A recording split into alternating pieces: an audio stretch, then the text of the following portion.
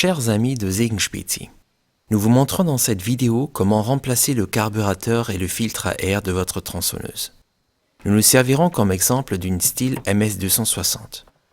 Enlevez le couvercle du carburateur.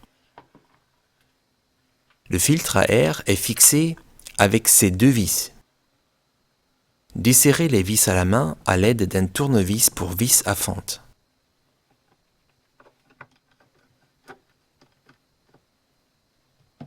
Retirez le filtre à air.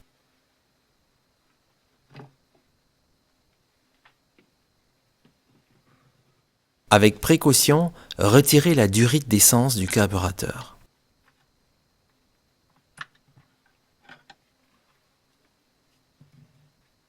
Dévissez maintenant la vis de fixation sous la poignée. Vous aurez besoin d'un tournevis pour vis à fente.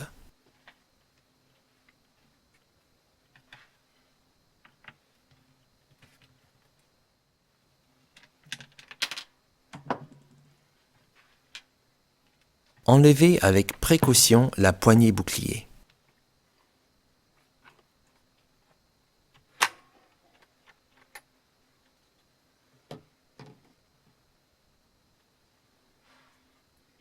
Desserrez les écrous de fixation du carburateur à l'aide d'un embout scippant.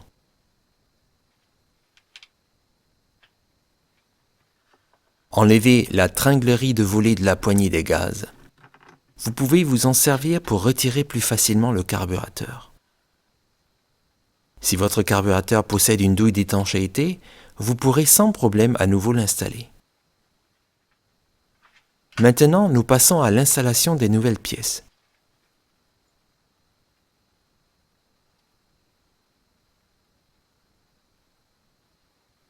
Branchez tout d'abord la durite d'essence au carburateur. Faites attention que les vis de réglage soient bien accessibles sur le côté.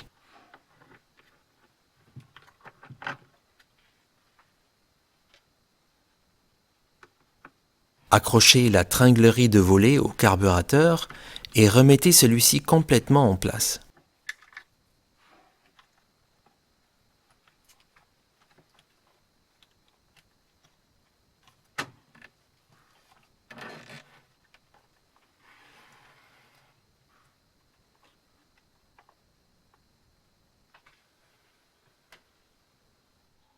Vous avez ici un gros plan de la poignée. Ici le ressort. Celui-ci doit être ancré dans le levier d'arrêt.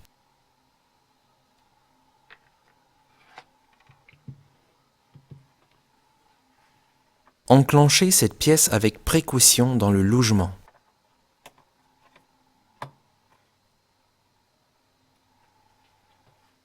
Ensuite, remettez la poignée bouclier en place.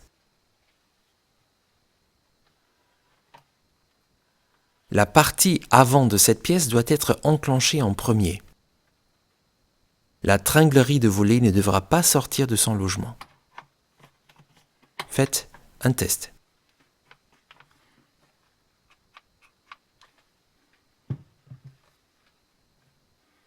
Remettez la vis de fixation sous la poignée tout en tenant fermement la poignée, bouclier afin que toutes les pièces restent bien en place.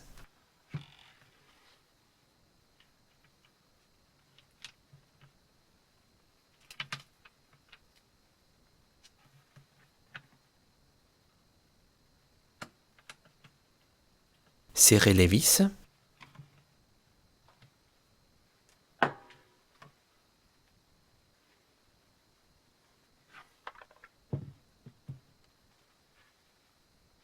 Maintenant, vous pouvez fixer le carburateur sur le boulon fileté à l'aide des deux écrous.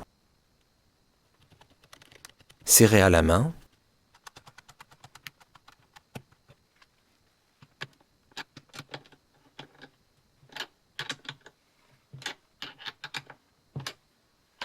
Vous pouvez à présent installer le nouveau filtre à air et le fixer à l'aide des deux vis à fente.